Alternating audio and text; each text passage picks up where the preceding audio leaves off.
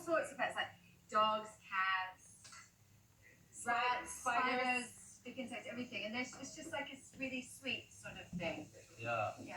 Yeah. Okay. Well, no, I don't get it. What do you mean? How can they be friends? Well, I'll show you. Should we show you? I'll show you later. Either way, I'll show you. I'll show you later. They put their pets in. They put up their profile, and then people just start to follow them if they have the same breed or the same animal or the same. Problem is, if you get a really big following and it's like 3 or 4 years later. It's for pet lovers.